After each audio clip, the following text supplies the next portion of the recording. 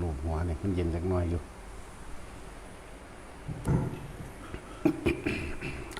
เลย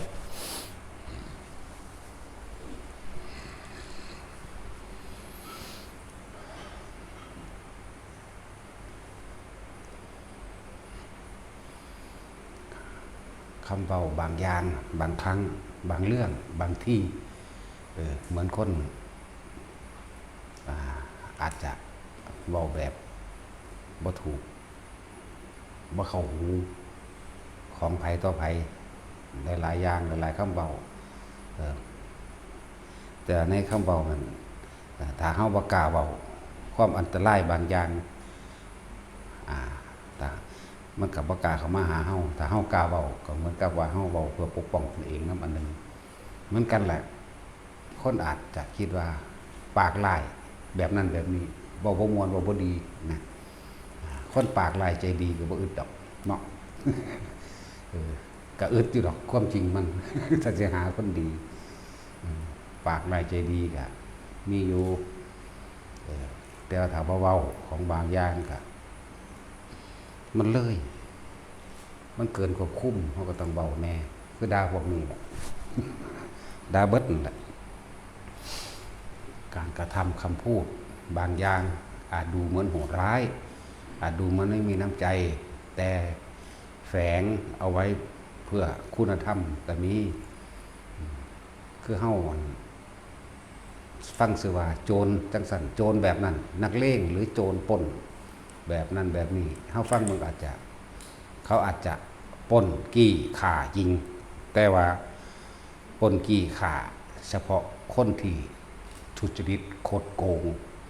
ข่มเหงผู้อื่นเขาปล้นกี้ข่าแต่ว่าสิ่งที่เขาได้มากเขาอาจจะเอาไปแบ่งปันคนจน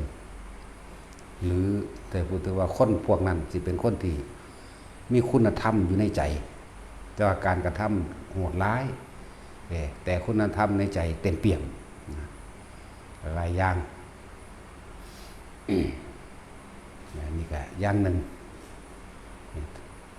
พอสุดท้ายแล้วอีหยังก็ช่างเถอะพอเขาจื้อไว้โหลดบ่มีผู้ใดซอยเขาได้นอกจากโตเขาเองเรื่องของประเทศก็เหมือนกันดีเคยเบามาเมื่อวานก็เบามั้งสุดท้ายแล้วจะไปเกรงใจชาวโลกอย่างนู้นอย่างนี้สุดท้ายแล้วเขาบ่มีผู้ใดกล้าลงทุนเพื่อประเทศอื่นเพื่อผู้อื่นดอกเนาะนั่นแหละย่านถ้าเขาปะน้ำกับปะน้ำรู้บ่ได้เสียหายอย่างภาษาน้ำลายแน่นี่แหละอันนึงเราบอกเรื่องประเทศนะอยากแนะนำมันอยู่นั่นแล้วขาดผลประโยชน์แต่คนที่ทำเพื่อชาติเพื่อประเทศชาติเพื่อแผ่นดินจริงๆติรัฐบาลกับผู้บัญชาการทหารสูงสุดคุยกันเลยเฮาศึกษาประวัติศาสตร์เฮาถูกต้องดีงามแล้วเนาะพูดเขตประเทศเฮามีมาตรฐานใดก่อนฝรั่งเศสสิมายึดมันอยู่ไสรัฐบาลร่วมหัวกันลุยจี้เอาทั้งแผนที่โลกทั้ง UN พุ่นส่วนทหารบุกเข้าไปเลยยึดพื้นที่เอาติดตามแผนที่เก่าเฮาไว้ตัวแต่พระบัดนี้ถ้าเขาฟ้องประชาคมโลกนั่นนี่ก็ให้อัน UN หรือฝรั่งเศสที่มันมารังแกข่มเหงเฮาก่อนถ้าบ่จะให้กูเฮ็ดคืนเงินกูมาติกูไปซื้อแผ่นดินใหม่เนาะก็สิบอกเรื่องประเทศอันนี้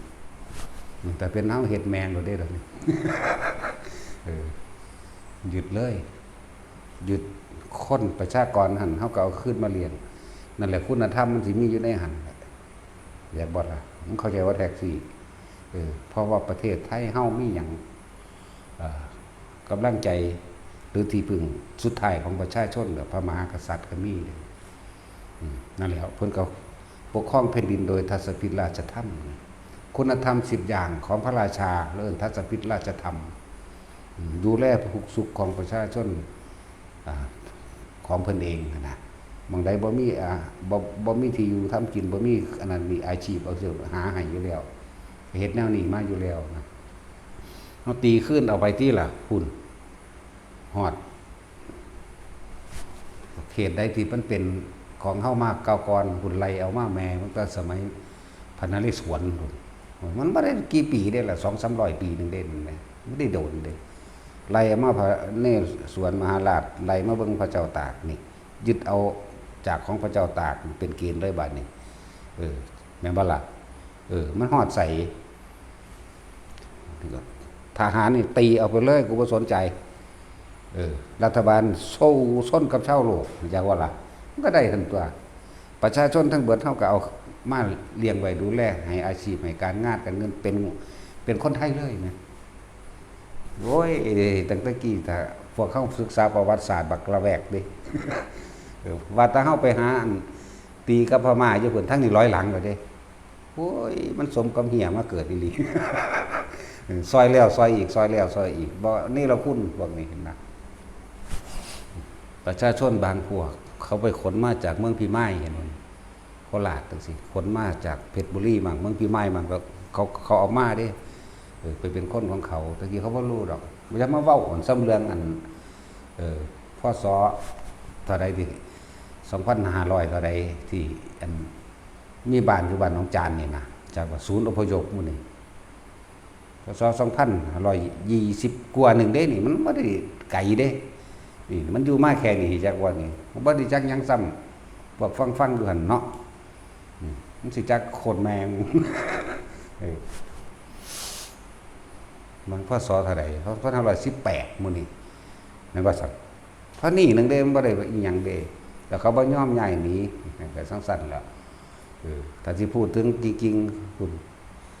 เมืองพิมายเมืองเพชรบุรีเมืองการเมืองอีหยังแรงเขาขนคนไปตะกี้นั่นดีบ่ได้มันก็ร้อยเอาคนสั่นตัวเขาไปตัดเพิ่นไปตัดอันข้อเอาล่างตีนกันมาหลายเทื่อแล้วเด้นะมันธรรมดาเด้นะศึกษาเบิ่งเด้อไว้จากหูจักนั่นแล้วทหารแม่ทัพสูงสุดคุยกันเฮาทุกหมู่เราเลยเอาคืนนะเฮาตกลงเป็นใจเดียวกันจักบ่ล่ะเพื่อหยังเพื่อรักษาคุณธรรมเพื่อให้ประชาชนพวกนั้นเด้เฮ็ดเพื่อคนเด้น่ะประชาชนคนในหันสิมีอาชีพมีการงานมีความเป็นอยู่ที่ดีขึ้นจะไปตกอยู่ใต้อำนาจของเหี้ยจักว่าล่ะเหี้ยตาเดียว นี่หนึ่งทางรัฐบาลเอาไว้ต่อต้านกับประชาคมโลกใช่บ่ล่ะกระซ้างนี่กูยืนแผนที่เก่ากูนี่เนาะผู้ใดเป็นผู้มาคมเหงเอาแผ่นดินของเฮาฝรั่งเศสก็ให้มันสดใสค่าสิหายตัวแม่นบ่ล่ะผู้ซั่นแล้วเว้ามั่งเรื่องการเมืองบ่แม่นการเมืองดอกการประเทศ บ่แม่นนักการเมืองแต่ว่าเป็นนักการประเทศเราไปมั่งนั่นแหละบรรพบุรุษเฮาเสียเลือดเสียเนื้อมาจนว่าชาติท่า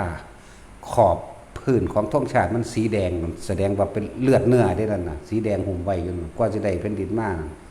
เลือดเนื้อของบรรพบุรุษทหารทุกคนได้นั่นน่ะสีขาวคือศาสนาก็อาศัยพุทธศาสนาล่ะพุทธศาสนาอื่นๆบ่ทันมีมาดอกสิมีมาหีแมงบ่ต้องทางใดถ้าว่าอาศัยพุทธศาสนาดอกมันสิสร้างประเทศขึ้นมาได้บ่ศูนย์ร่วมจิตใจในการประชุมและความรู้เหตุการณ์ต่างๆก็อาศัยวัดตัวตะกี้แต่เฮาจะเขาก็ยังเรียนโรงเรียนวัดอยู่ไหมมหาแยกออกจากวัดสิบ่กี่ปีนึงมันพอ50 ปีแล้วบ่50 ปี60 ปีเป็นบางหม่องเนาะตะสินถ้านี่นึงเด้คนบ่ได้รู้จักหยังคือหยังโดยสมมุติเพราะเขาบ่ให้เรียนประวัติศาสตร์แล้วขนาดสมเด็จพระพันปีเว้าแล้วเว้าอีกเขาเอาออกแล้วเอาออกอีกกระทรวงศึกษาธิการเป็นหยังคือว่าเอาประวัติศาสตร์ชาติไทยมาเรียนคือว่าวัฒนธรรมไทยมาเรียนนั่นแหละเว้าแล้วเว้าอีกก็ยังเว้าเข้ามาอยู่มีแต่สิแก้กฎหมายโอ้ยภาษากระดาษ ความเป็นอยู่ของแท้ดิคนมันอึดมันอยากมันสู้มันขากันอยู่พี่ตัวพี่แก้แน่แย่งตะเก้าอี้เขาสู้กันไปเห็นบักใดอีใดออกมาทางหน้าจักคนพุ่นไปด่าพระเจ้าแผ่นดินแน่ไปด่าทหารแน่โอ้ยยิ่งถิ่มพวกยังสั่นเนาะปากกายิ่งไม่กูนี่ มันตัดศูนย์คือยังไงเด้ว้ายกูก็ว่างคิดเป็นกลางกูยิ่งเลยกูไม่ได้ขาไปเด้เนาะเงินบัลล่ะท่อนดุดท่อนไม้ท่อนฟืนเด่นมันเห็นได้ว่าแท็กซี่ มึงจะต้องมีหัวใจมึงบ่ต้องมีใจเด้รู้จักบ่ว่างจิตเป็นกลางมีผู้ใดกล้าเว้าดอกเขายันเสียภาพพจน์เนาะเขายันว่าเสื่อมจังซั่นเสื่อมจังซี่เสื่อมพ่อเสื่อมแม่มึงบอกเขาบ่อยากให้เสื่อมมึงก็มาบวชตัวเนาะ เรื่องของประเทศก็ต้องเฮ็ดจังซั่นทหารสูงสุดทุกหมู่เหล่าร่วมกันตีเอาคืนเฮานี่แผนที่เฮามีมากพศใดตั้งนำเอาเลยทางรัฐบาลเอาตกลงกันคุยกันนายกสูงสุดกับสูงสุดทหารกับนายกคุยกันเอาทางนี้สิสู้กับประชาคมโลกเด้อทางนี้สู้เอาทหารสู้เมื่อเดียวก็ได้ว่าเงามันจังสิบ่แม่นว่าเครื่องบินเฮาเท่าใดหลายลำก็ดอกเว้ยสิให้ทหารน้อยไปรบเฮ็ดหยังเลยเนาะเอาใครไปย้อนมันตูมมันก็แล้วตัวนึงโอ้ยว่ามันศูนย์ว่ะสั่นละเหลือตนคนแต่ละคนในประเทศนั่นแหละบ่ว่าไทยเฮาเองบ่ว่าเขาเองเฮาสงสารเพื่อนมนุษย์ร่วมกันอยู่เด้ที่ไปตกอยู่ใต้อำนาจบ้าๆบอๆของพวกนั้นน่ะจักว่าล่ะสงสารแต่เขาอยู่ดีกินดีแล้วก็มีเวลามาปฏิบัติธรรมนำแน่นั่นแหละมันยังมีหรอกอันนี้แลนหนีแต่สงครามกุ้มหากินแต่ความอดอยากอยู่เพราะสมนี้น่าสงสาร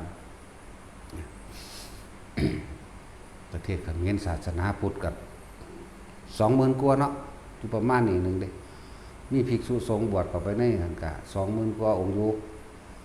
ประเทศลาวเท่าใด30,000 กว่าเนาะประเทศไทยนี่280,000ประเทศที่หลายที่สุดคือประเทศจีนนั่นบ่560,000บ่หลายที่สุดประเทศจีนญี่ปุ่นจีนญี่ปุ่นพม่าจีน650,000เลยจีน650,000พม่าก็เท่าใดหลายแสนอยู่ชื่อว่าไรวะ ชื่อว่าไรทั้งนี้และทั้งนั้นก็บ่เกิน2 ล้านเบิ่งดูคน70 กว่าล้านก็บ่เกิน2 ล้านเนาะแต่ว่าอยู่ญี่ปุ่นก็เท่าใดนิกายเอาโลด16นิกาย พม่า2นิกายไทย2นิกายลาวมีนิกายเดียวเขมรนิกายเดียวนั่นแหละพูดถึงว่าพุทธศาสนารวมแล้วก็พอ2 ล้านหรอกประมาณนี้คือหันแหละเนาะนั่นแหละจังซั่นล่ะน้อยๆจุดน้อยๆนึงได้ทั่วโลกนี่เด้อบัดนี้เฮามาคิดเบิ่งคือเฮางมเข็ม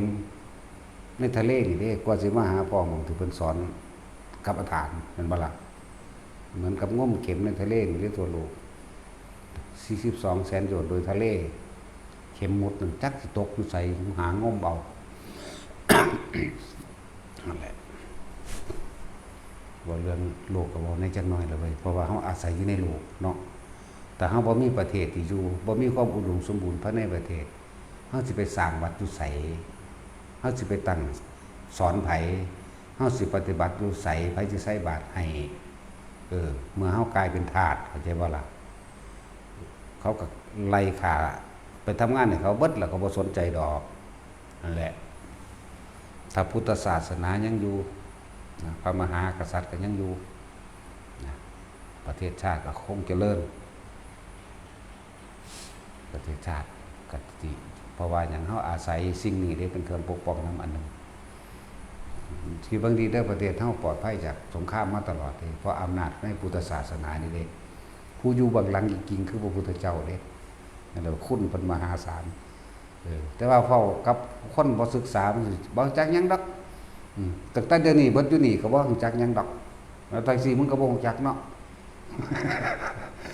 ขนาดร่างสิก็เลยโอ้ยมันบ่กี่องค์ได้ที่เขาเจ้านะที่เขาเจ้ากล้าเว้าแนวนี้นะพระสิบบ่บุแล้วเดี๋ยวนี้ที่รู้เรื่องจังซี่นะพวกเฮาอยู่ได้ด้วยอำนาจของพุทธบารมีปกป้องคุ้มครองเพราะว่าเฮาปฏิบัติธรรม เพราะว่าเฮามีการให้ทานรักษาศีลสวดมนต์ภาวนานั่นแล้วสิ่งเหล่านี้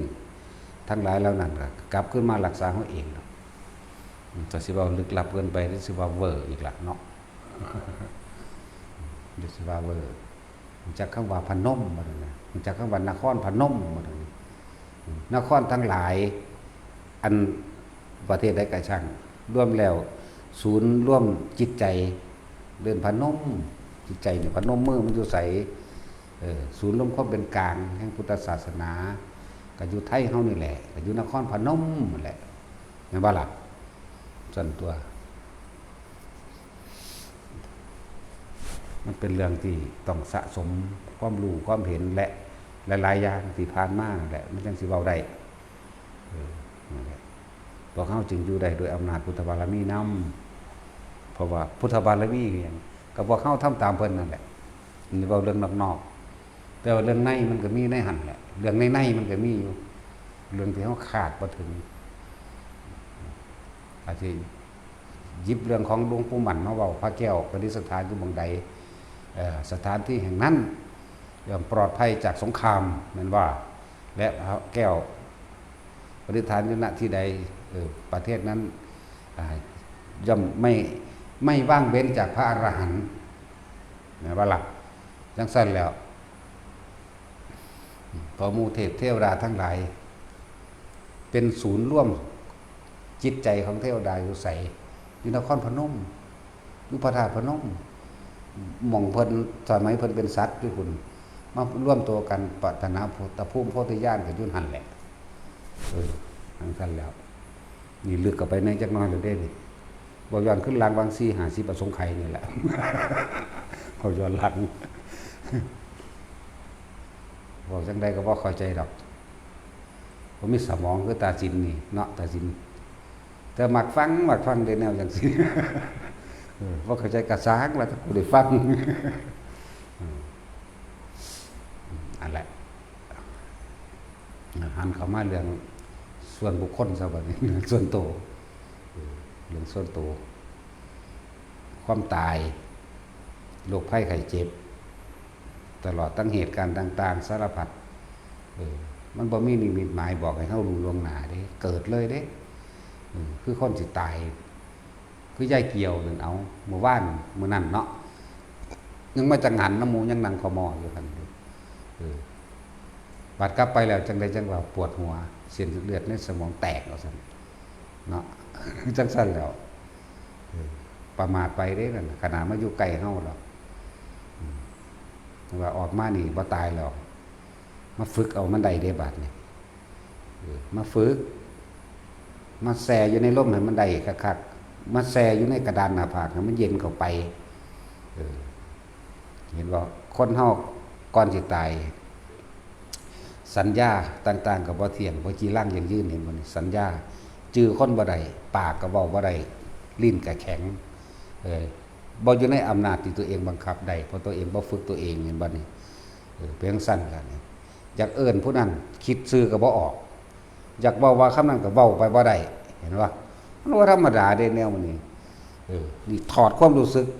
ย่ายเกี่ยวให้ฟังนี่ปัจจุเป็นแบบจนอายุนั่นผู้เดียวสิเอิ้นลูกมันก็บ่จักก็ว่ามีแม่เป็นหยังซื่อเด้นั่นเวลาอีอันนั้นก็อยู่หั่นล่ะอีอันหยังล่ะอีวอกอีวอกก็อยู่หั่นเอาแม่คือจังซี่ก็โทรหาผู้อื่นเอาเด้บัดนี้เว้าความรู้สึกแยกเกี่ยวอยากเว้าว่าจังสั่นเว้าบ่ออก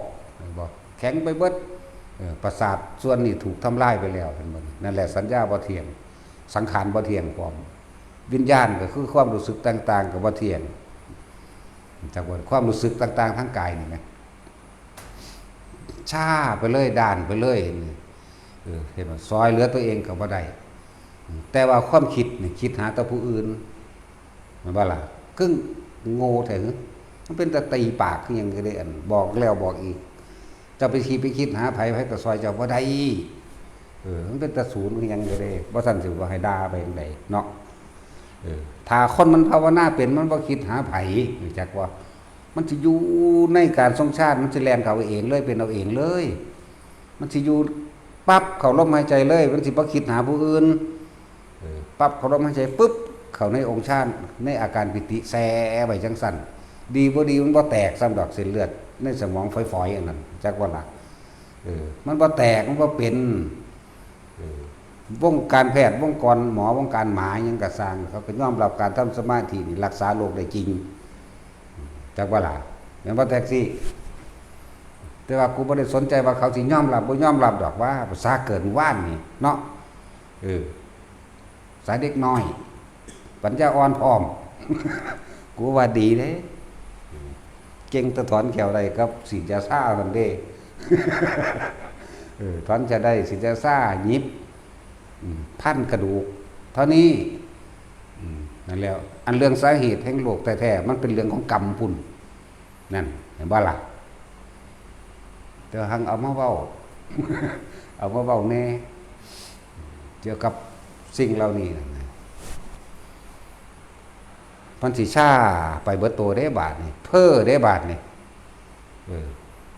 เพ้ออยากเว้าว่าแบบนี้อยากเว้าว่าหิวข้าวจังซี่ก็เว้าไปอีกแบบนึงเด้เห็นบ่มันบ่เที่ยงเด้นั่นเห็นบ่ผู้นึงก็เข้าใจว่าอยากได้แบบนั้นแต่ความในใจนี่อยากได้อีกแบบนึงแต่ปากมันเสือกเว้าอีกแบบนึงนั่นนี่คือความรู้ใจเกี่ยวถอดออกมาให้พวกเจ้าฟังเบิ่งแน่มันสมควรประมาทพลาดไปอยู่บ่นี่มันสมควรอยู่บ่หาไปยังกระดอกกระเดือเพื่อนกำลังบักใหญ่เนาะย่านตะลูกบ่อนอยู่ดีอันนั้นอันนี้ก็ให้มันเฮ็ดเอาเองได้ไปหยังมันก็ใหญ่อันเซิงกันมีลูกบ่แห้งกับตัวอีใดก็เลยเนาะเจ้าของยังอยากไปหีเขี้ยวน้ำเขาอยู่โอ้ยบ่ละศูนย์เราจังมาเว้ากันโอ้ยย่านบ่ได้ดอกอาจารย์แต่ว่ารถนิพพานมาสิอุ้มลูกแล่นหนีนั่นเห็นบ่อุ้มแม่บาดนี้อุ้มแม่นี่เจอความจริงแล้วรอดมาครั้งนี้แล้วฝึกเอาเด้ข้างหน้าบ่ให้รอดเด้เอาไปเลยสูเด้บาดนี้ เอาไปเลยสูเด้สั่งสอนในจักหน่อยเจอกับเหตุการณ์จริงในจักหน่อยเลยเนาะนี่แค่เส้นเลือดฝอยแตกได้นี่ยังปานนี่ซาเส้นเลือดบ่ฝอยเด้ตายเลยได้นั่นตายแล้วก็เพ้อไปทั่วทีบได้บาดนี่ก็ไปตามที่ไปคิดถึงหยังแน่แหละมันบ่ชินมันบ่ล่ะคิดหาไตอันนั่นแหละจังซื้อวางใดดอกอีอันใบเข่าบ่นะซื้อวางใดก็แล้วตาใสปิงๆอันนี้แตบแม่อันนี้เบิ่งตัวนี้อ่ะนี่อุ้ยดูอย่างนั้นก็เดี๋ยวก็กอดมันมาดมเอาว่าสั่นถุยเอาอยู่นั่นแหละภาพด้วยหันนั่นแหละคนที่ไปเกิดเป็นเดรัจฉานจักว่าล่ะคิดถึงคนจากไปทั้งเดรัจฉานมากกว่าเด้อมันหลงในนั่นน่ะมันหลงในยังสั่นแหละบ่แม่นว่าจะไปเกิดเป็นคนเด้มันจากไปจับเขาจากไปบายเขาความนั้นความนี้เขาไปเห็นใครขี้เกียจพอดีเลยกับมันเข่าได้จุดจิตได้เข่าเลยได้นั่นขี้เกียจแม่งอดไก่ไข่เป็ดหรือลูกหมามันนั่นได้ทั้งเบิดเด้ถ้าเขาโอ้ยมันหลายคือยังถึงได้สิรองรับสำหรับการจุติจิตพวกนั้นนะแต่ไปหาคนนั่นนะคนที่คิดฮอดหลานบ่หรือคิดฮอดลูกคนสมมุติว่ามันไปแล้วนี่ตัวจิตออกไปแล้วนี่ตัวจิตวิญญาณตัวมันออกไปแล้วมันหาเด้มันไปจับเขาจับบ่ได้อยากหยอกเขาก็หยอกบ่ได้นี่บ่ได้อุ้ยเอานี่ดอกเว้ยนี่บุบเขาเลยเด้บาดนี่นิดเดียวทำเด้ไปเกิดเป็นลูกเป็นไก่ในเขาล่ะออกเบาะแตกออกมาแล้วก็แล่นตะน้ำก้นผู้คิดฮอดนะจักผมชื่อได้อยู่เด้เขาลำข้างเขาก็เตะบ้างนี่บ้างแต่กระซ้างกูเอาอย่างเดียวบางที่ไปชื่อได้ตอนใหญ่มีเด้แล้วสั่นแล้วเขามาขายกินซ้ำตกนรกต่อไปเลยเด้มันศูนย์มันทั้งมันเจ็บมันปวดเนาะนี่ย่าวไปเลยได้บาดนี่นรกไปแล้วจะไปขายยังไงแน่จะไปทำความผิดยังไงแน่ใส่จนเบิดอโลดแล้วนั่นสิไปทรศาสตร์ได้บาดนี่ธรรมดาบ่มันคือคนมันสิเป็นเบลอมันสิเป็นเลอะเป็นบ่จักหยังเด้อมันพวกจังซี่เห็นว่าล่ะบ่คือคนที่ฝึกจนชินเด้ คนที่ฝึกต้องชินบางที่อาจจะคิดไปเรื่องอื่นอยู่แต่ว่าถ้าเขาเหตุการณ์นี้ปุ๊บแลนเขาเอาเองเลยจากวันว่าสั่นสิว่าทำให้บ่อยทำให้มากทำให้เกิดความเคยชินมันแล้วถึงทั้งสั้นแบบนี้เว้า ถึงคนในโรงพยาบาลที่เขาไปเห็นมาเวลาป่วยมันกับเบอเป็นเลอะๆตากันเลยร้อยเป็นเพ้อเด้เป็นเว้าอีหยังบ่ฮู้จักนำแต่ว่าคนผู้นั้นฮู้จักในตัวเองเด้ถ้าคิดถึงผู้ใดปุ๊บเอานี่เว้าเรื่องพ่อใหญ่นายเว้าให้ฟังก็ได้นี่พ่อใหญ่นายแล้วป่วย ว่าถ้าคิดถึงผู้ใดปุ๊บผู้นั้นก็มาโลดแล้วก็เว้าน้ำเขาเด้จักว่าดิคิดถึงปุ๊บตัวนั้นสิย่างมาเลยตัวคนพวกเฮาคิดถึง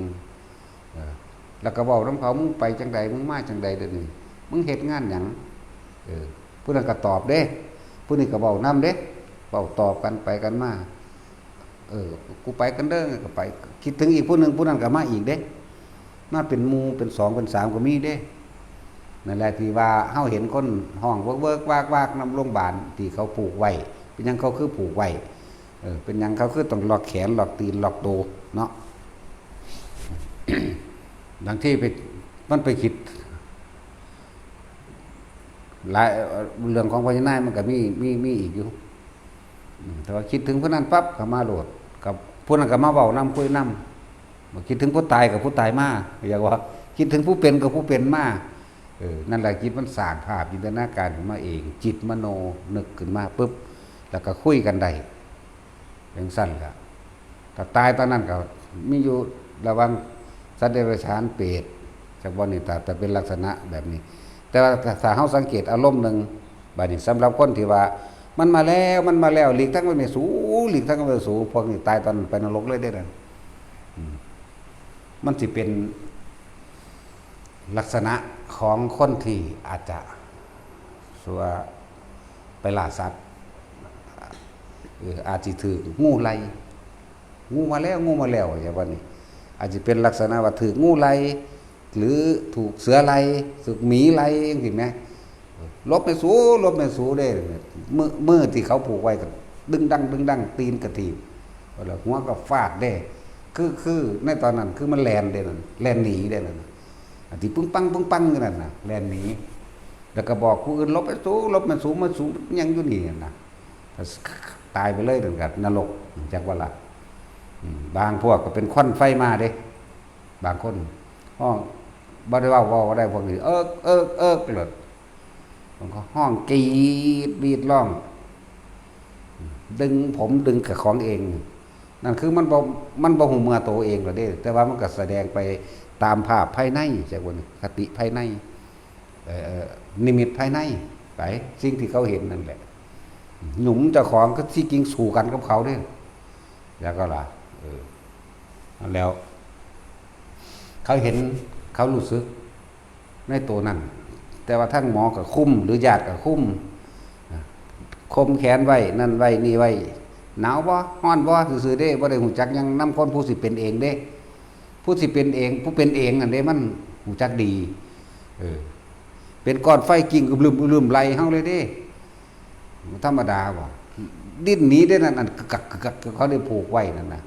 บางทีมันบ่อยู่เขาได้ฉีดยาสลบใส่เอาอยากว่าล่ะอันนั้นแหละคนพวกนี้มันเห็นภายนอกตัวจิตตัวจิตดีปึ๋งออกไปนี่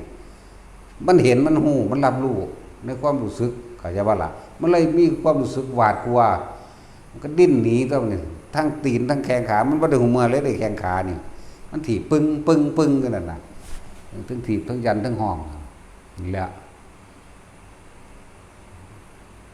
ผู้หนึ่งห้องคือหมูตอนนั้นเรามาตอนทำหมูแล้วตอน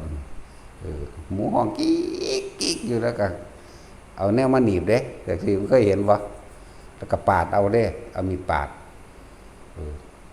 เอามีดปาดกูก็เอาไปย่างไฟกินแล้วจากว่าล่ะเพราะถ้าตึงได้ย่างสุกบ่ได้ได้มันเปื่อยมันเป็นมันจากว่าล่ะเคยกินว่าแต่ตอนน้ำควายเนี่ยเก็บปวด เขาจะเอาการพาวนะมาพาเป็นคือหีบหนีบแล้วก็พันมัดทุบห้องอู้อู้ห้องเสียงหมูเทิงห้องเสียงควายเท่านี้แต่หำใหญ่เราใหญ่ซ้ำมะพร้าวคนเด้ใหญ่ธรรมดาวะนี่หลีเด้นี่เดินกิ่งเด้นี่ใส่ผ้าสรงไว้กับตรงโปงหรือคนปักพี่แล้วโอ้เทียบฟุตบอลซะว่าเทียบมะพร้าวฟุตบอลจังมาตรฐานแน่มะพร้าวมีน้อยๆเนื้อใหญ่เวลามันปวดขึ้นคักๆโอ้ยอู้คือถึงก้อยนั่นแหละถึงเวลาเป็นหมูก็เป็นเด้ในความรู้สึกของเขาตอนเป็นอยู่หั่นเป็นเดือนเด้อกว่าสิตายผู้นี้บ่แม่นง่ายๆเด้อันบ่แม่นว่าเว้ามื้อสุดท้ายบาดห้องเป็นหมูก็เป็นบาดห้องเป็นควายก็เป็นบาดว่ามันมาแล้วก็เป็นเด้ได้ผูกไว้ผูกขาผูกนั่นผูกนี่ไว้นั่นแหละถ้าเป็นอยู่ในโรงพยาบาลก็ต้องผูกไว้เห็นบ่ล่ะอันนี้เขาเจ้าก็หายนำมาผูกไว้เด้ผูกกลางออกไว้ ธรรมดาว่ะคนพ้นสิหูจักในตัวเองเด้คนบ่ภาวนาคนบ่หูจักเข้าวัดฟังธรรมอีหยังดอกคือล้านเปอร์เซ็นต์อยู่แล้วว่าลงนรกอันนี้บาดสิตายกันมันมาแล้วตาเหลือกเขาตึกตายซ้ำนั่นแหละหูเลยได้ว่าไปนรกหูยังบ่บานเราบ่ได้มาเอาเด้ เขาบ่ได้มาเอาเด้แต่ของนี่เด้เป็นผู้เฮ็ดไว้เรียกว่าคตินิมิตนี่เกิดขึ้นแล้วคติคือตั้งไปอันเกิดจากภาพที่เจ้าของเห็นแล้วก็เกิดความรู้สึกอันใดความรู้สึกที่หวาดกลัวมันบ่นี่โตพบมันอยู่นี่พบมันอยู่ความรู้สึกนี่เพราะทบมันน่ะภาพปรากฏคือกรรมที่ตัวเองเคยทำไว้จะว่านี่อกุศลกรรมที่เคยทำไว้มันสิปรากฏไว้แต่ของเฮ็ดหยังแน่ปั๊บหมุนขึ้นเป็นควายแลนมาส้นบางที่ก็เป็นลูกไฟมาโอ้หลายแบบสัมภาษณ์แล้วเขาถามแล้วแต่ละมือมันติดมีอันนั้นอันนี้มาหลอนอยู่เลยบาดเป็นปกติก็ถามก็ชื่อได้อยู่เด้บาดเขาถามนั่นนี่ก็เว้าอันนั้นมาอันนี้มาซั่นสิ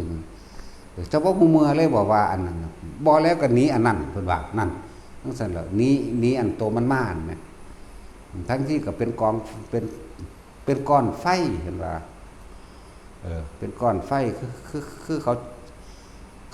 าจุดโคนปอโคนเสือกปอที่เขาจะเอาเฮ็ดเป็นก่อตะกี้ไงจักเสียมันคือจักบ่วะก่อปอไหมตาจินสิพ่อเข้าใจบ่ฮะบักใหญ่เด้เนาะเพราะไงอันค้อนที่คือจักอยู่ดอกเนาะที่เขาจะลอกปอแล้วเขาจะทักเป็นก้อนบักใหญ่เห็นไหมเป็นคือไฟใหม่นั่นล่ะไล่ลึมมานั่นน่ะทั้งสั้นแล้วอดีตตะของก็เคยเห็นน้ำอันนี้นั่นแหละลีแค่โซ่ลีกว่าโซ่มันมาแล้วธรรมดาตอนนั้นที่เป็นตอนคนตายเนี่ยที่เป็นก้อนไฟนี่ละลาย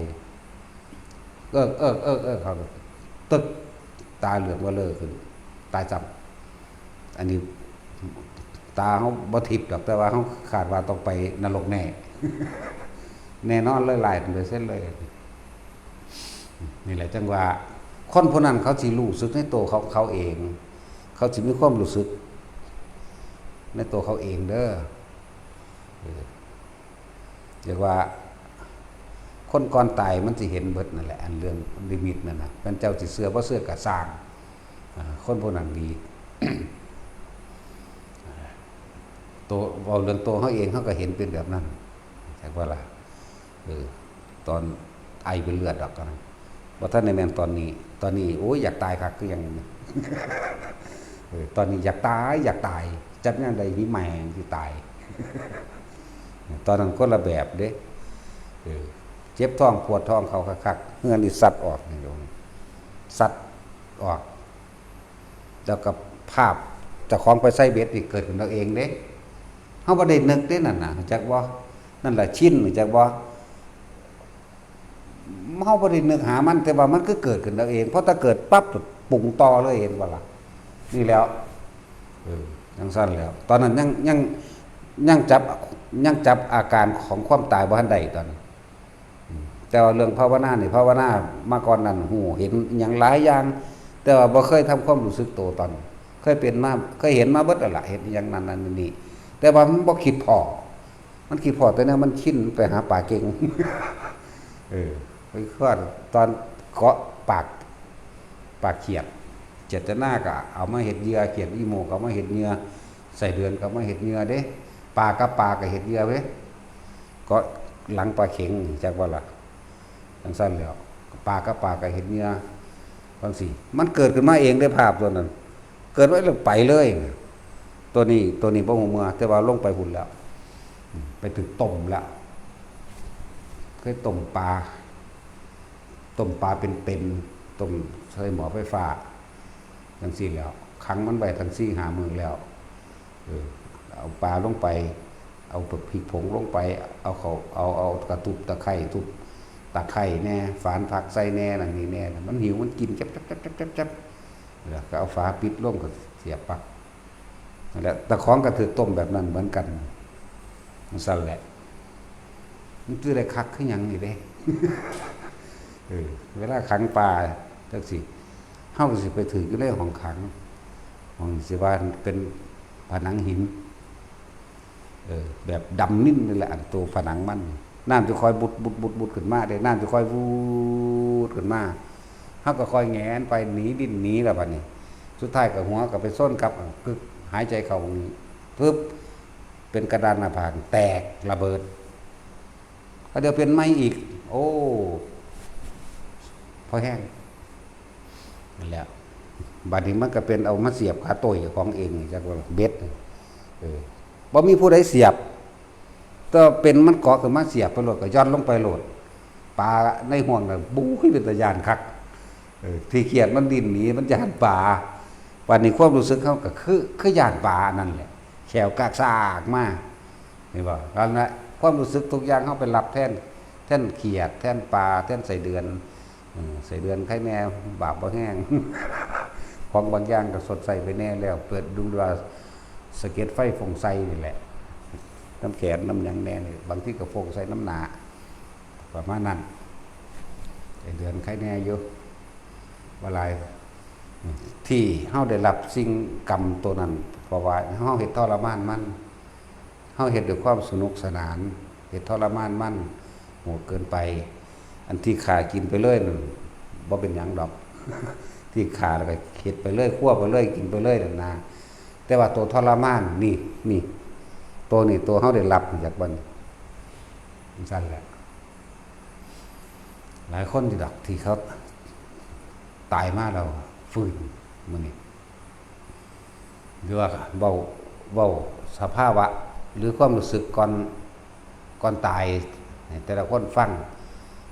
พวกเจ้าจะฟังมวลเด้พวกเจ้าจะฟังคิดว่าบ่แม่นบ่จริงหรือคาดคะเนว่าสิของบ่เป็นเด้อถ้าฟังแล้วเฮ็ดจังได๋สิเป็นผู้มีสติออกจากร่างได้เข้าใจบ่นี่เป็นจังได๋เฮ็ดเฮาคือสิตายทั้งที่มีสติได้นั่นแหละพวกเป็นโรคที่ว่าเส้นเลือดในสมองตีบตายหรือไม่เกณฑ์ตายก็คือเส้นเลือดในสมองนั่นแหละพวกนี้เวลาสิจังมันสิร่างกายอ่อนไปเลยเด้คนเฮ็ดบ่ค่อยภาวนาสิบ่จักดอกมันเจ้าเฮ็ดทานมาปานใดก็สร้างส่วนมากบ่ค่อยคิดถึงสิคิดถึงตอนเจ็บตอนปวดครับมันสิเพ้อไปเลยพวกนี้เวลาเส้นเลือดในสมองแตกมันสิเบลอไปเลยถามยังบ่รู้เรื่องเด้ความรู้สึกของพวกนี้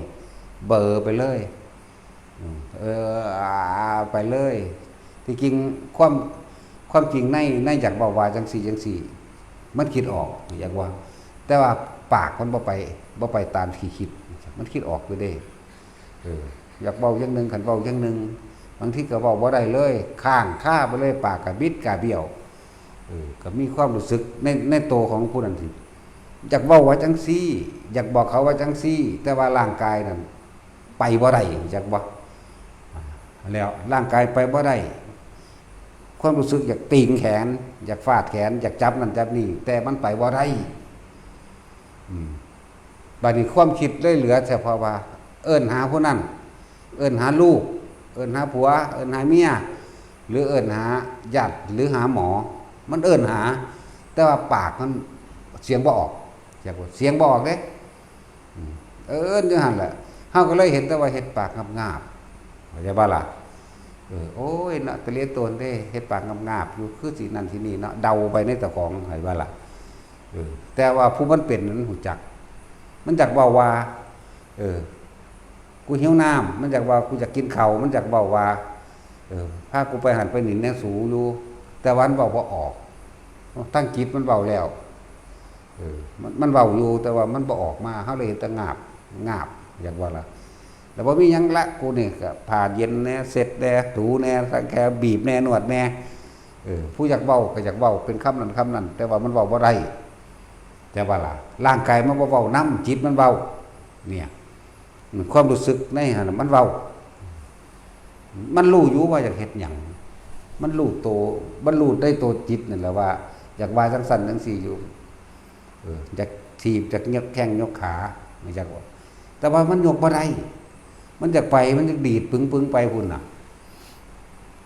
แล้วจังซั่นแล้วคนบ่ภาวนามันก็เลยว่าคนภาวนานั่นแหละจังสิมีสติจังสิมีความรู้สึกตัวได้ดีแล้วก็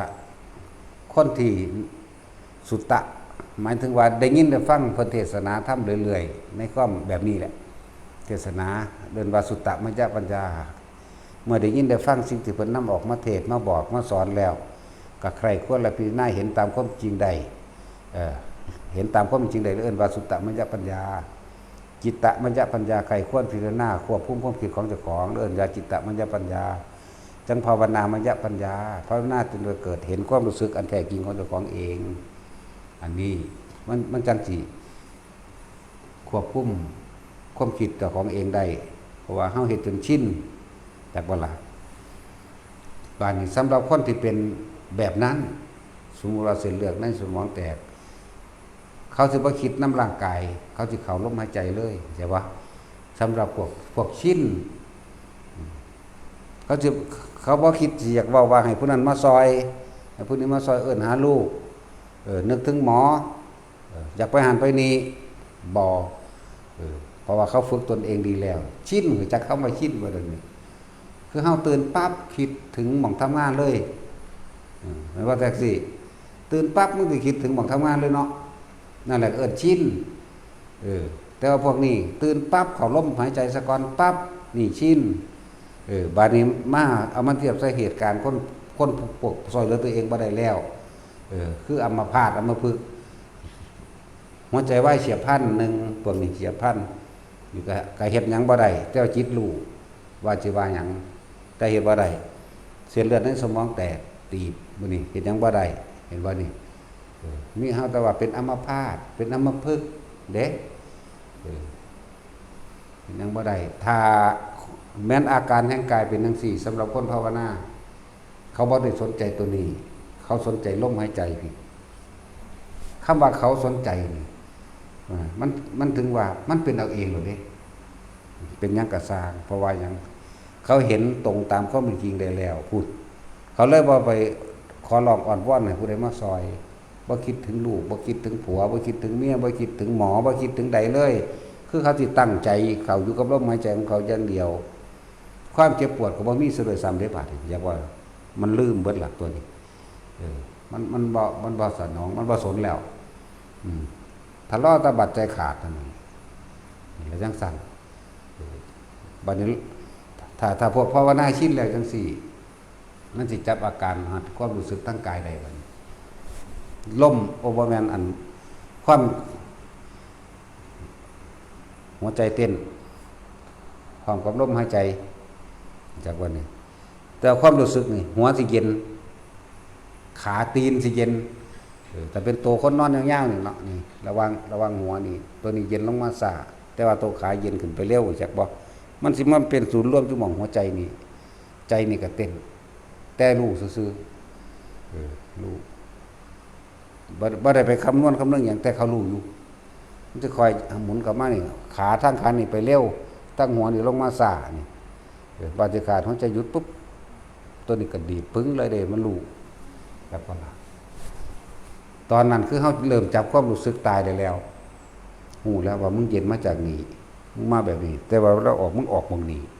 ปุ๊บกลับไปหาเที่ยวสวรรค์เที่ยวอันนั้นอันนี้นั่นมันเคล็ดลาบจากตาย2 ครั้งจากวันนี้ตัวตาย2 ครั้งนรกล้วนๆทั้ง2 ครั้งปวดท้องยังแห้งไอออกไปเลือดแตกดังออกตัวธรรมดาบอกพยายามข้านไปกับมืดกับมาแล้วก็ไปเห็นอันนั้นแหละไส้เบ็ดอยากว่าเรามันมาเอาเองเขาไม่ได้คิดซ้ำนี่มันมาเอาเองเลยไปเลยบาดนี่บ่ฮู้เมื่อแล้วเรื่องอันกายนี่ไปพุ่นแต่ว่าไปเจ็บไปปวดอยู่ทั้งนรกขั้นที่2ก็ลงขี้เถ้าเลยหูธรรมดาเด้อุสุทานรกจักว่าล่ะโมโหให้อีปูมันหนีบมือจับมันฟาดคมมันไว้ในไฟเห็นบ่ถ้าขามันกินดีๆมันเป็นปานนั้นดอกมันโมโหพร้อมจักว่าล่ะนั่นเลยลงในอุสุทานรกนรกที่เท่าร้อนอันนั้นน่ะทางที่2จริงๆมันเยอะกว่านั้นดอกหลายโพดตายแล้วขึ้นเป็นไม้ตายแล้วขึ้นเป็นไม้อยู่เพราะฉะนั้นจะถอดความรู้สึกทุกอย่างให้คุณแล้วนั่นแหละแต่ตัวที่3นี่เริ่มจับจุดได้จึงว่ามันเย็นเริ่มจากปลายตีนมาก่อนกับหัวนี่ตัวหัวนี่จะเย็นลงมาซ่าๆจากมาแต่ตัวขานี่เร็วขึ้นมันถ้าสิพอดีกันอยู่มึงนี่ปึ๊บไปนั่นแหละแต่ภาวนาเป็นแล้วอย่างหนึ่งอีกระดับหนึ่งบัดโดยการทดลองตัวของเองคือหายปล่อยให้ใส่ติ้งแตกนี่แหละจักกันมันแตกหูเด้หอดหูมือมันแตกหูจักเป็นแบบนั้นแบบนี้มันจี๊ดทรงไว้เขาไว้ทรงชาติมั่งเขานิดหน่อยมั่งเพื่อรักษาการมั่นการพวกนั้นก็สูบไปต้มน้ำร้อนแถมซ้ำหูจักก็ได้ว่าการเอาน้ำร้อนมาลวกใส่อันที่เขาคนพวกออกลูกนะถุงน้ำร้อนแม้ถุงเปๆนั่นแม้อีบูดตัวเป็นผู้ที่ต้มมาแล้วมันก็เอาน้ำร้อนใส่ในหั่นจากว่าหลายอีบูดเป็นผู้ต้มน้ำร้อนมาแล้วแนวฝาปิดนั่นน่ะเฮาก็มานอนเต็งเพื่อหยังเพื่อให้มันเปื่อยเร็วๆบ่มันสิมันเศร้าเด้คนละใจคนละเจตนากันเลยเด้เบิ่งกูสิเบิ่งมึงกูสิให้มันเปื่อยเร็วๆน่ะอยู่ได้16 มื้อเนาะแม่นว่าตัดสิน16 มื้อได้เนาะตื่นเช้าขึ้นมาพูดไปหาหดต้นน้ำต้นไม้เสยแบกลากสายบักใหญ่พุ่นถ้ามันจี๊ดขึ้นมาจังได๋ก็สูดลมหายใจเข้าวือเย็นซ่าไปทั่วร่างกายไปต่อพวกเจ้าบ่เห็นดอกพวกนี้ก็ปลูกเบิดล่ะพวกนั้นกลทวนอยู่ทั้งตัดหญ้าทั้งปลูกต้นไม้ทั้งถางกอไผ่น้ำธรรมดาบ่ของก็บ่ได้สะดวกสบายแบบนี้มีดก็มีตั้งแต่ขี้ทูด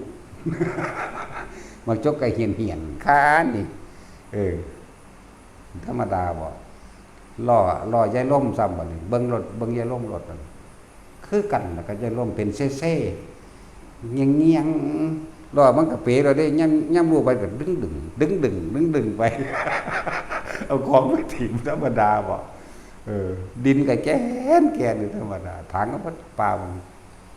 ถางเบิดถางบ่แล้วท่านสิว่าใจร่มถางไปนำไห้ไปนำบ่ของเฮาออกไปตั้งตี 3ได้เห็นไฟโคมติดหัวเฮ็ดเพราะนำต้นไม้แล้วกันแล้วถางไปพร้อมสันเขาแล้วปุ๊บไปแล้วทางนี้บ่ทันอิ่มอยู่ฟังไปแล้วจังซั่นแล้วเห็นจังซั่นมีพูดถึงอาการตอนใส่ติ้งแตกก็ยังเฮ็ดคือเก่าเด้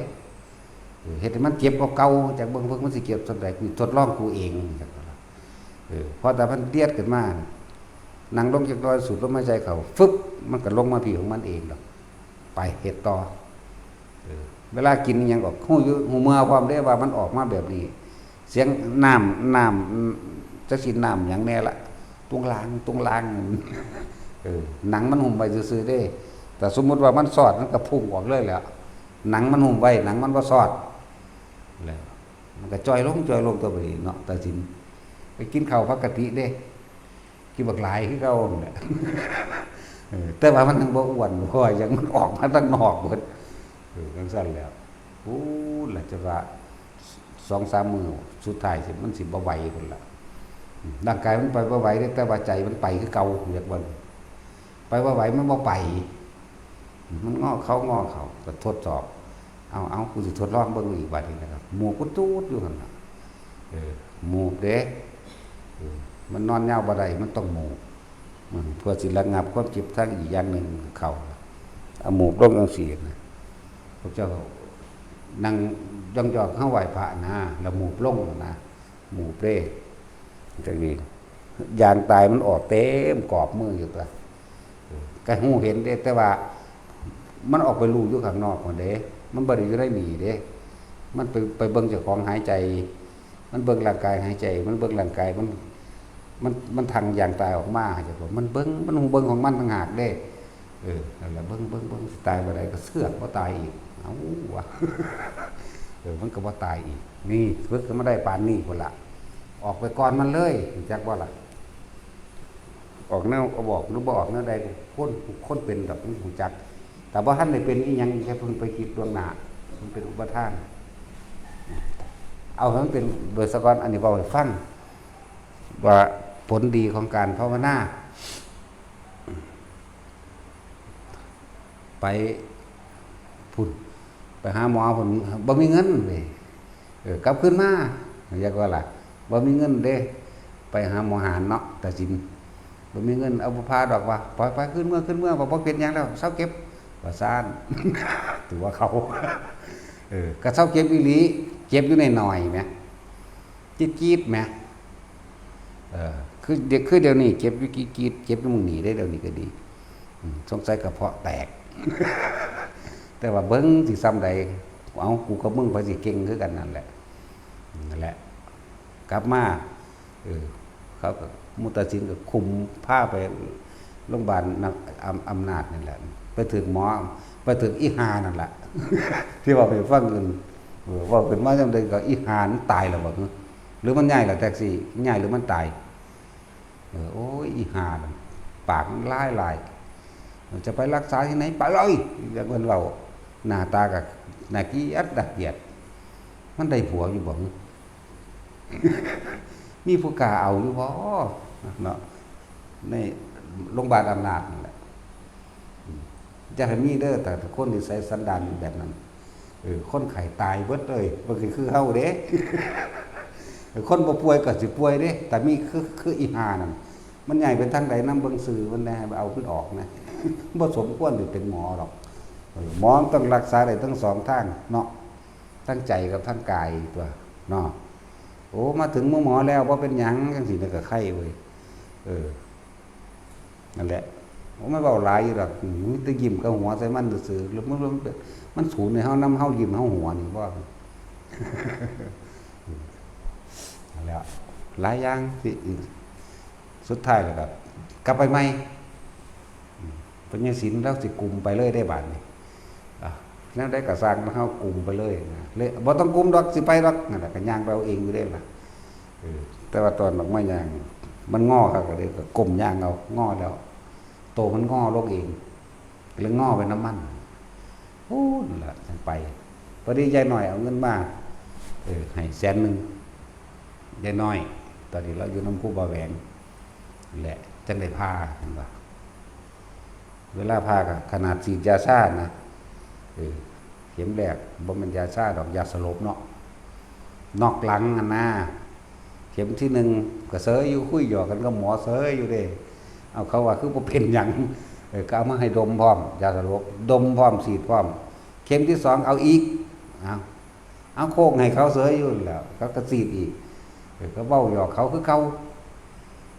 เห็นบ่นี่อำนาจใดๆก็ช่างสู่อำนาจจิตเฮาบ่ได้จะบ่นี่บ่อาจสามารถควบคุมอันนี้เฮาได้เลยขนาดร่างกายมันก็ยังเฮ็ดบ่ได้ก็มีแต่บอกเขาก็ยิกกับของ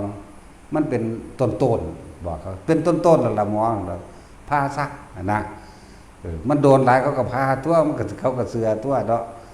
พาก็เบิ่งน้ำเขานั่นแล้ว ไม่ปิดน้ำไม่ได้จากอายได้วะ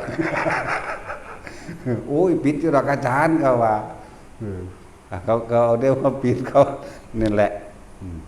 ติดทำไปเนี่ยเด้ออยากอายคนได้วะบอกอยู่กับเขาก็พาเครื่องทองเด้เขาไม่ได้พาหมองมันใส่ติ้งเด้เขาพาเครื่องเลยพี่แต่พี่ลงไปพี่เขาก็งะออกมาได้วันนี้เขาก็ปีนออกมาบึบับกันเด้เขาก็เบิ้งน้ำเขาละอุ้ยตับเป็นตาแสบแท้ก่อยกินบ่เข้าอันนั้นหน้าจงบีไว้ในเด้อจังขมทางเบาเพียยังก็ละเขาก็พาไปน้ำหัวไปทำเด้เขาว่าคนไข่อย่างอารมณ์ดีเขาหมอเลยมีกำลังใจเห็นบอกไม่ได้ตกใจย่านคนไข่ตายเด้คนไข่มันกำลังดีก็คือหมออีหานี่เด้อันอีหานี่ขนาดคนบ่ป่วยก็สิป่วยเด้ถ้าไปเห็นหน้าซื่อๆก็สิเศร้าลงเลยเด้อันอีหาอยู่โรงอานาดนี่อยู่โรงพยาบาลนั่นนี่แหละแต่คนบ่ป่วยก็สิป่วยมันเด็กน้อยเห็นก็สิหวอยไปเลยมันจะสั่งก็ยังเสกเวกอยู่โอ้ยมีไผเอามันเป็นผัวอยู่เพราะนะอันนั้นเฮาเนี่ยให้กำลังใจหมอได้เลยหมอเขาก็มีกำลังใจพาตัวคนบ่เป็นหยังหัวหยอกเขาเสยอยู่เว้าตลกต้องเขาเสยนะอันตับแน่นี่แน่เลยเขาก็เศร้าดึงเขาก็สางพวกอีหยังแน่ละอุโยอัญญะนี่หั่นละออกบ่เป็นตาแสบคือตับถ้าตับมันตาแสบอยู่จะก้อยอยู่เป้าหยอกเขาเสยอยู่ได้ป่ะบ่ได้เก็บไหมหรือว่าเก็บตัวยาสลบกับยาอย่างแน่แล้วเขาเห็นทั้งดมทั้งสีดทั้งนั้นแหละทั้งมันยาอย่างแล้วบ่จักเนาะแท็กซี่เขาก็ว่ายาสลบนั่นแหละเขาก็คอยให้เฮาดมน้ำพร้อมมันน่ะสีดนี่พร้อมเด้แล้วก็หายใจช้าๆนะคะเขาก็ว่าเด้ก็สูดเข้าสูดออกกันแล้วมันเมื่อยแขนมันเลยเศร้ามันเมื่อยแขนถืออันนี้มันนุ่นนั่นน่ะแล้วพาโลดมันโตนแล้วมาเลยเป็นต้นตึงๆพาเลยนี่คือเฮาให้กำลังใจหมอมันจอยคักก็ได้ตอนจักว่ากากสากก็ได้เนาะแต่สิมันบ่ไหวแล้วนะแต่ความจริงมันมีตัวลึงออกมาข้างนอกแล้วจากบ่มันรู้อยู่ของมันแล้วหรือว่านอกหรือว่าในก็ว่าท่านบอกว่าถือหรอกมันก่อนของมันแล้วเบิ่งมันก็ปากก็เว้าหยอกกับเขาเซ้ยนั่นแล้วอันนั้นแล้วเขาอยู่ออกไปนอนห้องนั้นห้องนี้ก็หูเมื่ออยู่ได้ล่ะแล้วตอนนั้นก็โควิดดังๆซ้ำเนาะ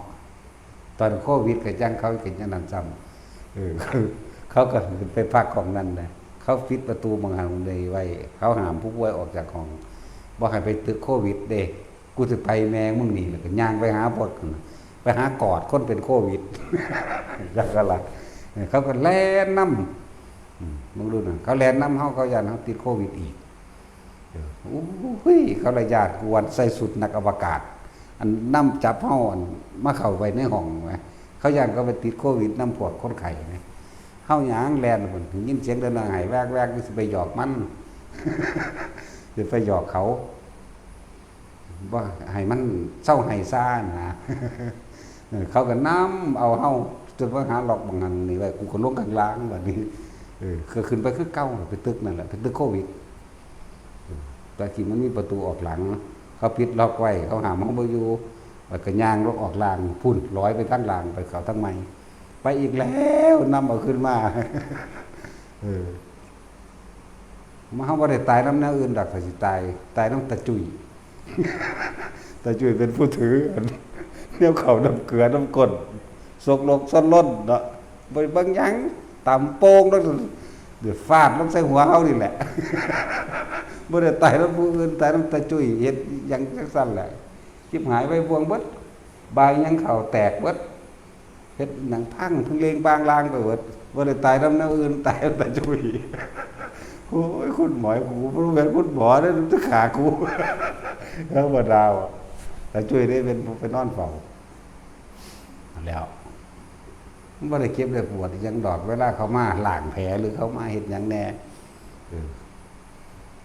คือจังสิได้ออกมาจังสิก็บ่ได้ออกมันไอแต่ไออยู่ในคอเวลาเขาหยิบเขาหยังแต่ก็เป็นหยังจังไอค่ะขนาดนั้นไอก็นอนทับไว้มันฝง ไอก็ปึ้งปึ้งปึ้งมันก็แผลจีกไม่บ่ได้ออกหรอกหมอเพิ่นมามันก็ดึงออกแล้วจวดจวดจวดจวดออกบ่มียามึนยาชาได้ตอนนั้นดึงก็เอานิ้วมือแหวกคว้านจังซี่เฮาบ่เก็บดอกพุ่นผู้เก็บตาจุ้ยก็นู้นเก็บตาจุ้ยโอ้ยก็เห็นก้อยพี่จะเก็บอย่างนี้หันฝ่ามือใส่ได้ดิเมื่อวานนี้เอาเหล็กล้มซะค่อยอยู่ พี่เบิดตัวบ่ธรรมดาด้วยม่วนอยากออกกำลังกายถือว่าบ่ต้องมาถือหรอกสิถือเอาเอง กูสิตายแล้ววันนี้แหละตัวด่ากันตลอดเด้บ่ได้ตายแล้วเป็นโรคดอก สั่นแล้วซื้อสายของเหยียบเพิ่นแล้วก็ไป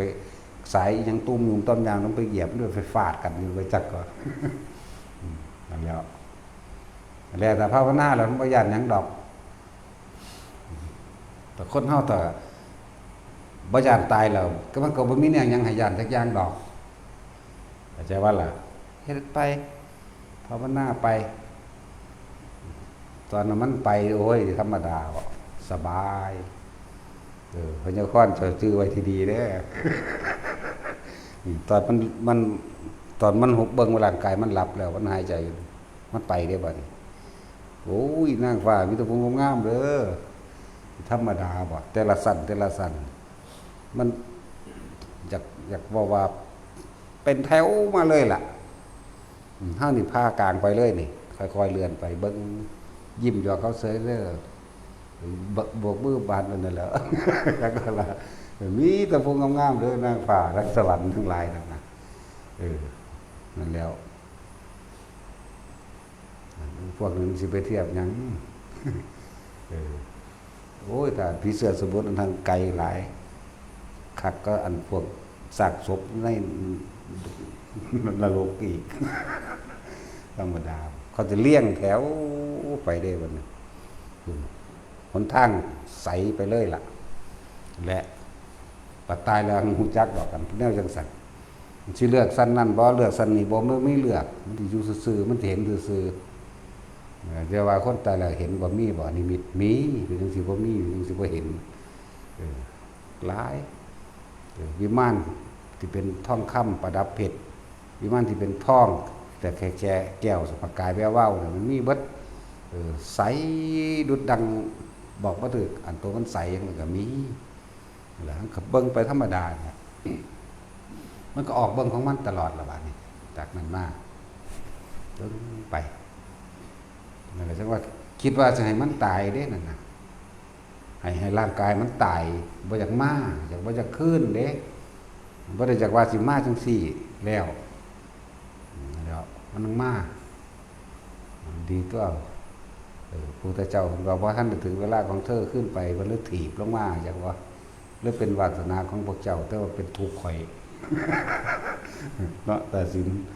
พวกเจ้าได้มีบุญแต่ข่อยได้บาปจังก็ล่ะแล้วมันมีในหันแหละที่เว้ามานี่บ่ได้เว้าเล่นเด้นี่ว่าอีหลีนี่ล่ะมันจักอีหลีบ่ถ้าผู้ใดบ่เชื่อก็ตายไปเบิ่งเด้อเฮ็ดวิธีใดสิตายเขาก็จังเฮ็ดวิธีนี้ให้มันตายอยู่เนาะบ่ได้ฆ่าตัวตายแต่ว่าเฮ็ดให้มันตายซื่อๆบ่ได้ฆ่าทดลองเบิ่งแล้วที่เราว่ามาฝึกเอาแต่อยากรู้อยากเห็นให้มันเป็นเอาเองบ่ต้องถามเขาเฮาที่เอาตัวเองทดสอบเบิดผู้ทดสอบมาผ่านมาแต่ภูเขาผู้ผ่านบ่แห้งล่ะมันว่าก็บ่แม่นว่าแต่ผู้ผ่านมันหลายผู้อยู่เด้จนชื่อบ่ได้พุ่นแหละทดสอบตัวเองมาเรื่อยจนมาครั้งนี้ครั้งนี้คำว่าตายบ่แม่นต่อกันเลยยาวๆเลยปีนี้ตายเป็นแบบนี้ปี2ปีไปอีกตายเป็นอีกแบบนึงไปอีกปีนึงตายเป็นอีกแบบนึงเลยอันนี้ก็มันตายกันที่4เด้แต่มันบ่ได้คือกันเด้ครั้ง1ครั้ง2นรกล้วนๆยังไปฝันว่าสิได้ไปสวรรค์นิมิตเกิดขึ้นเองเบิดนั่นแหละที่เพิ่นว่าคตินิมิตโอ้มันเป็นแบบนี้คติแปลว่าทางไปนิมิตคือสิ่งที่เจ้าของต้องไปเจอนั่นแหละแล้วก็บ่ได้ บ่แม่นแต่เฮาบ่ได้คิดขึ้นมาเด้เฮาบ่ได้คิดถึงเด้มันเป็นมาของมันเลยแล้วมันก็ไหลไปตามสิ่งที่มันเห็นเลยเด้นี่แหละจังบอกว่าทุกคนเวลาภาวนาเห็นนั่นเห็นนี่อย่าไหลไปน้ำมันเด้ออย่าไหลไปน้ำมันอย่าคิดไปน้ำมันมันเป็นของตัวนะหรือของหลอกเห็นจริงแต่มันบ่จริงดอกพยายามทำความรู้สึกตัวเอาไว้ตะกี้เฮาภาวนากะแบบนั้นคือมักออกเที่ยวออกลู่ออกเห็นนั่นเห็นนี่ไปมันม่วนไปทั้งหน้าหุ่นปลาหิมพานต์มีเยอะแยะมากมายสร้างน้ำพร่ายน้ำโตทอโปรตีนนี่เอามือฝ้ายขึ้นมาเบิ่งสิก็เป็นคล้ายๆปลานั่นแหละนิ่มๆดอกน้อยๆแต่เอาลงน้ำไปมันก็ดิ้งๆไปคือปลานี่แหละแต่ว่ามันเป็นสร้างน้ำเฮาอาจจะเข้าใจว่าเป็นคือสร้างอันที่เฮาเห็นซุมื้อนี่บ่แม่นเด้ตัวมันนิ่มๆตัวมันอาจจะใสๆเลยนะออกสีชมพูนิดๆก็มีนั่นแหละในลักษณะนั้นก็มีกินเล่นจังซี่ก็มีอีหลีแปลกประหลาดพวกไอ้กินนารีจังซี่นะมีปีกบินบ่ได้บินจังซี่เด้มันตั้งลอยไปเลยเด้มันเป็นบินคือนกเด้จักก็ล่ะบ่ได้บินพึบๆๆแบบใส่ปีกเด้มีปีกอยู่แต่ว่ามันลอยไปเลยปีกก็กลางอยู่ว่ามันจะกลางออกเฉพาะเวลาลอยแต่ว่าเวลาอยู่ธรรมดาก็หุบลงเวลายืนนำหน้าผาหรืออาบน้ำจังซี่โอ้ยตะกี้ก็ไปหาเบิ่งได้ก็มักเนาะมันจะพูงามๆเว้ยอันนี้แล้วมันเป็นตะแพกนี่เด้ตะคอนเบ้ยนมมันก็บ่ย่อนก้นก็บ่ย่านเด้ ผิวมันงามกว่าดอกบ่สันตาสินก็สิกลุ่มอยากเห็นบ่ แล้วไปเที่ยวนี่แหละหรือว่าเป็นหยังคือบ่อยากให้แต่ละคนนำสิ่งที่รู้ที่เห็นมาคิดมานึกปรุงแต่งต่อหรือเห็นก็ขอให้เห็นซื่อๆซะอย่านำมาว่ามันคือหยังเป็นหยังบ่ว่าจะเป็นเห็นนรกบ่ว่าจะเป็นเห็นสวรรค์อันนรกนี่ลงเองก็ลงบ่แห้งแล้วแต่อันที่ว่าไปเล่นหรืออยู่เรื่อยๆก็ไปตลอดนั่นแหละไปตลอดนรกบ่ได้เป็นหมอบ่ได้เป็นกระทะเป็นดุจดังกว่าทะเลเพิ่มไปเลยอีกแบบนึงพวกนั้นพวกมหาเวทีก็อย่างนึงพวกโลลุวะอย่างนึงพวกสังฆาตะอย่างนึงอุ้ยธรรมดาบ่แต่ต้นงิ้วเด้มันบ่แม่นคือเขาวาดไว้เด้อ สิบอกไงเด้อเป็นตะคืนอยากว่าล่ะข่อยมันบ่ขึ้นดอก ข่อยเบิ่งซื่อๆเขาขึ้นไปถึงเวลาซ้ำกึ่งหนึ่งมันนี่น้ำบักใหญ่พี่สอดปั้วออกทั้งหลังเลยเด้ต้นงิ้วแต่เฮาว่าต้นงิ้วน้ำมันน่ะบ่แม่นว่าสิเป็นน้ำซากลากเลยมันก็แล่นโอบขึ้นไปธรรมดานี่แหละเป็นตะขึ้นอยู่ดอกมีหอดมังเหยียบขึ้นพุ่น แต่ว่าขึ้นในระดับนึงแล้วน้ำทะลุปั้วขึ้นมาเลยสอดเบิดน้ำต้นน้ำโตเฮาจังซั่นในระดับนึงเครื่องต้นมั่งถึงสิฮอดปลายมั่งจังซี่สอดตัวนี้ปึกแอนตกลงมาตายหมาทั้งหลังกัดสีกอีหลีเด้อันนี้แม่นอยู่หมานี่มันสิโตบักใหญ่เป็นตาย่านทั้งเป็นตะขี้เดียดมาก็เลยยังวางได้ดอกนั่นแหละเป็นตะไปขาทิ่มเบิดอยู่มีตะตัวใหญ่ๆมีตะตัวเป็นตาย่านเด้บักใหญ่เป็นตะขี้เดียดตามันบักแดงๆฟูออกมาตามวันเด้ตามันก็เลยนั่นแหละอันที่ว่าแห้งต้องบ่ได้เห็นแห้งดอกแต่ว่ามันหงายออกมาเอาเองแหมแล้วมันก็ตกออกมาพวกนี้ดึงกันสี่ขาดออกนะตัวนี้บ่ได้ตกดอกตัวนี้ ตัวนี้แต่ตกสิเว้าถึงคิดถึงใจอยู่ตัวเฮาบ่ตกขนาดมีหลายๆเด้เนาะถ้าสิพวกนั้นตกพวกข่มขืนเด้อระวังดีแต่สิมึงเคยข่มขืนเมียมึงอยู่บ่ที่แรกเห็นมั้ย บ่แล้วมีแต่เมียข่มขืนเนาะซั่นแล้วแหละที่มันบาปกรรมมันหนักเพราะว่าไปข่มขืนไปขืนใจจักว่าล่ะซั่นแหละโอ้เว้าดอกแนวนี่เดี๋ยวสิไปเฮ็ด ตัวนี้ก็เห็นอยู่แต่ว่าบ่ได้โตอันพวกเป็นก้อนหินใหญ่ลงมาบดนี่แหมโอ้ยแล่นหลายๆเด้นับบ่ได้ดอกสุดตาเฮาเลยนี่บ่เดี๋ยวนี้ก็เห็นเดี๋ยวนี้แหละ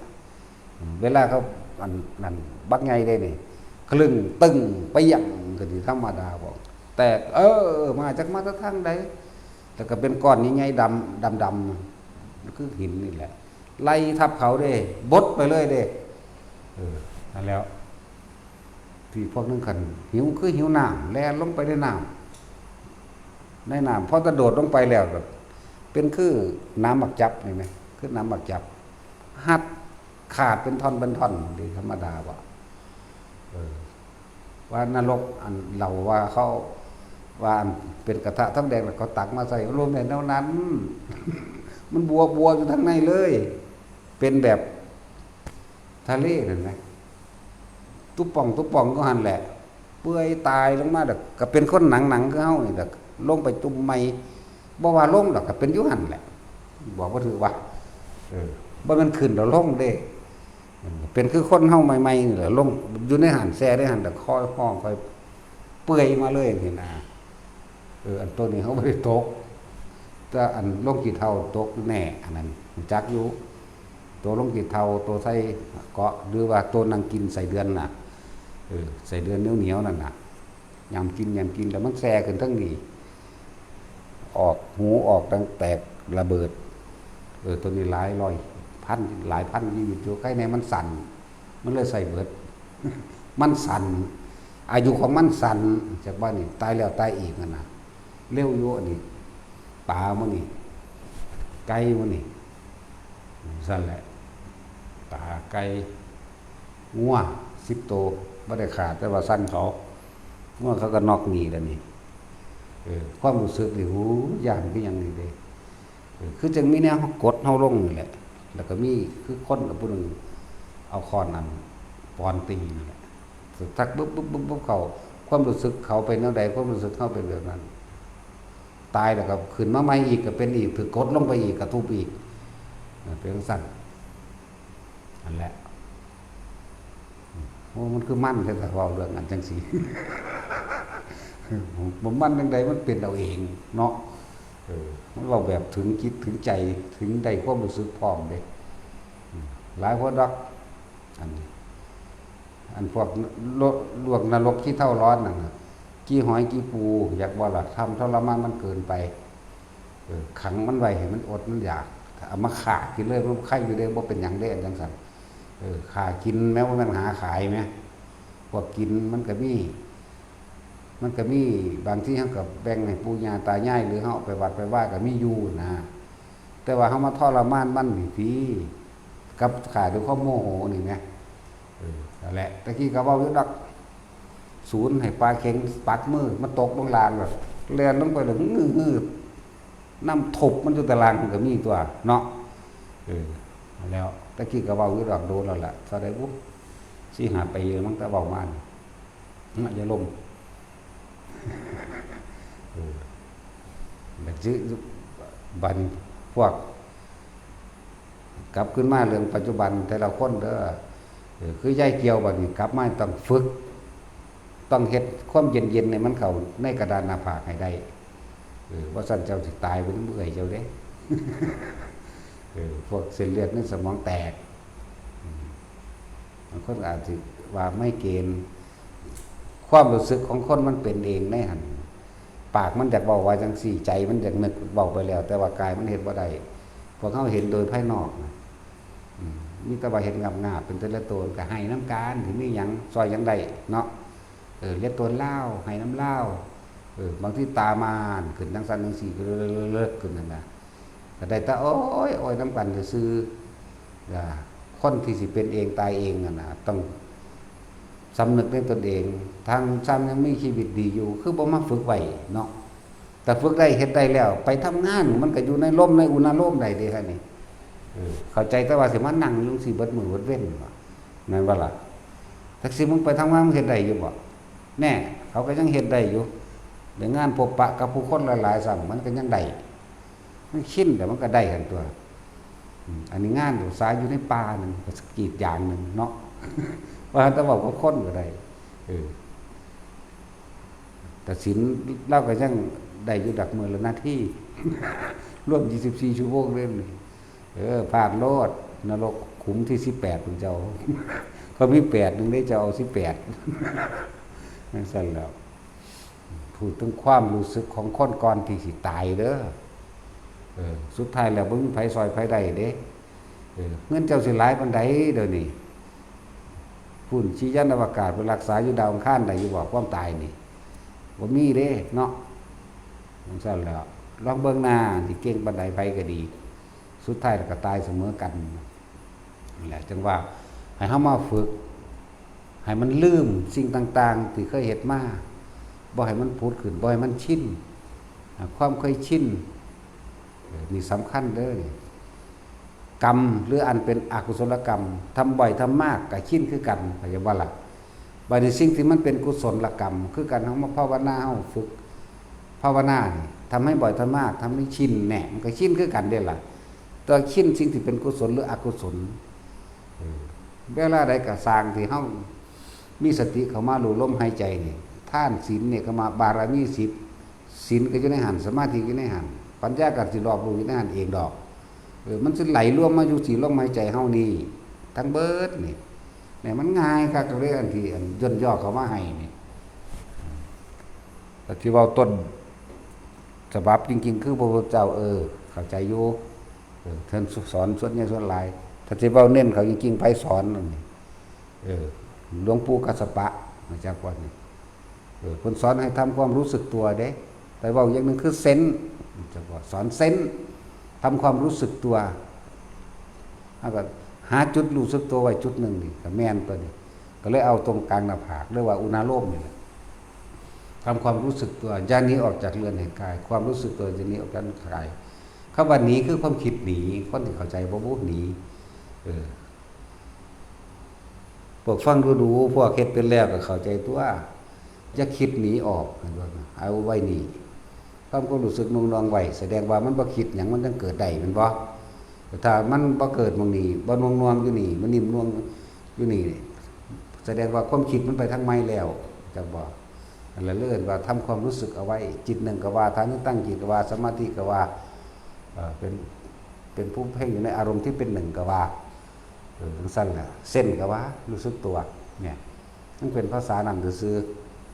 ยิ่งเพิ่นสอนมาพระกัสสปะตัวเพิ่นเว้าต้นฉบับแต่โดยการน้อมนำเฮามาเห็นของหลวงปู่มั่นแต่ว่าฝึกแบบหลวงปู่มั่น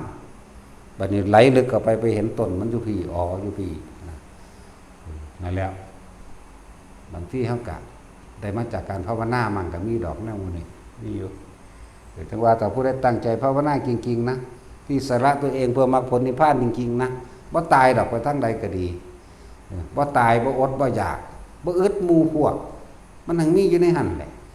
แต่ว่าสำคัญที่ก่อนที่ไปนะเนาะโอ้กูสิไปกินกาแฟใส่โอ้มีเน็ตมาเนาะบางหันนี่ทีนี้มันสำคัญเนาะโอ้บ่มีเน็ตเด้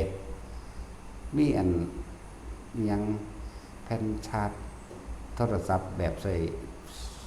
พลังงานแสงอาทิตย์บ่เนาะดีเด้เนาะแต่ว่าล่ะ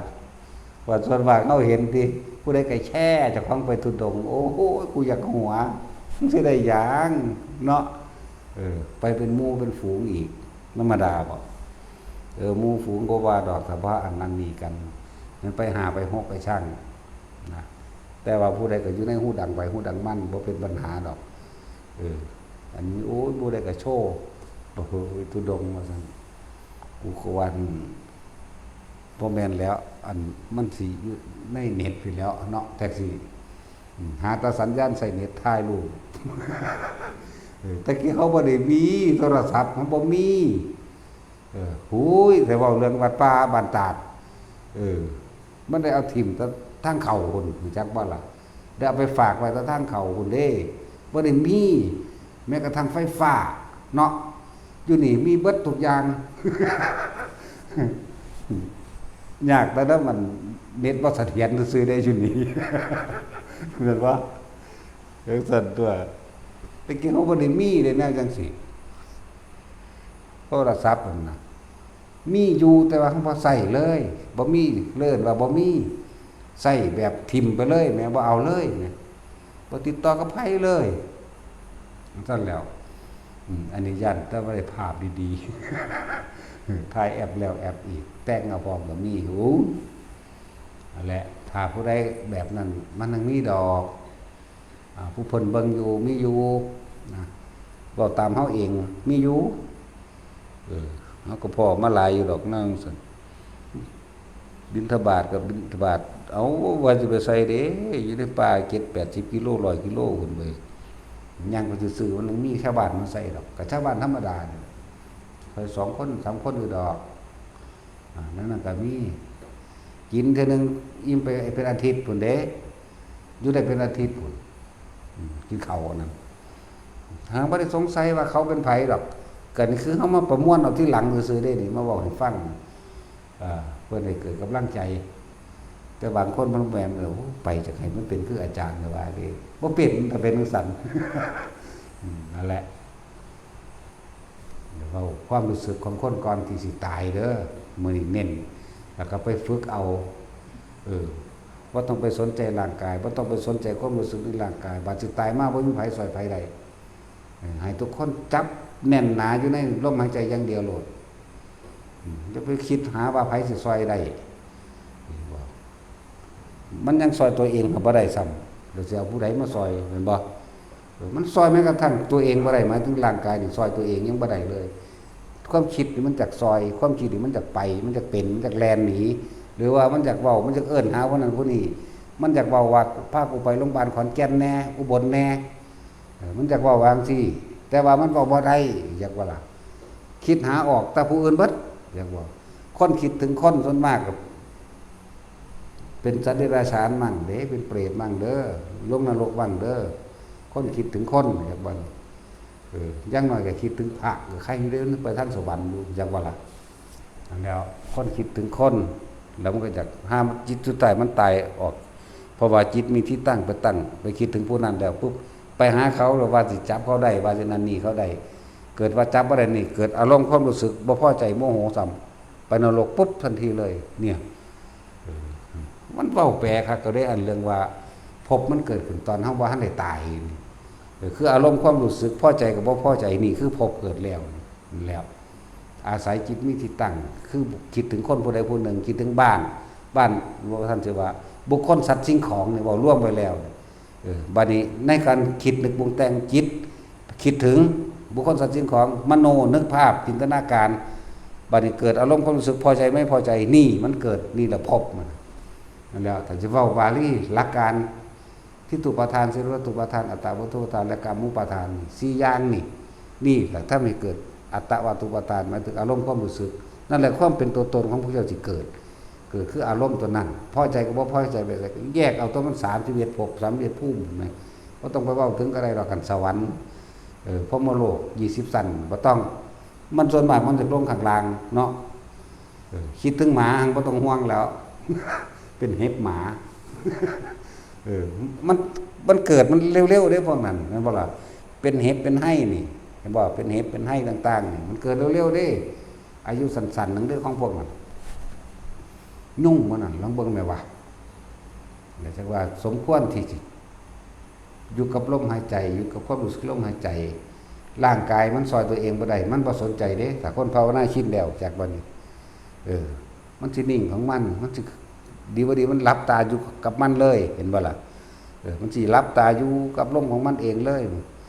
รู้มันก็รู้ไปของมันเองดอกบัดพอดีปึ๊บไปเลยเด้พวกนี้ยังต่ำๆคนตายลมหายใจได้นาคามีได้บ่กลับมาเกิดเด้เป็นแต่เฮ็ดเอาคือหยังนี่หาวิธีให้ง่ายแล้วเฮ็ดไปนั่นแหละเอาสมาทาน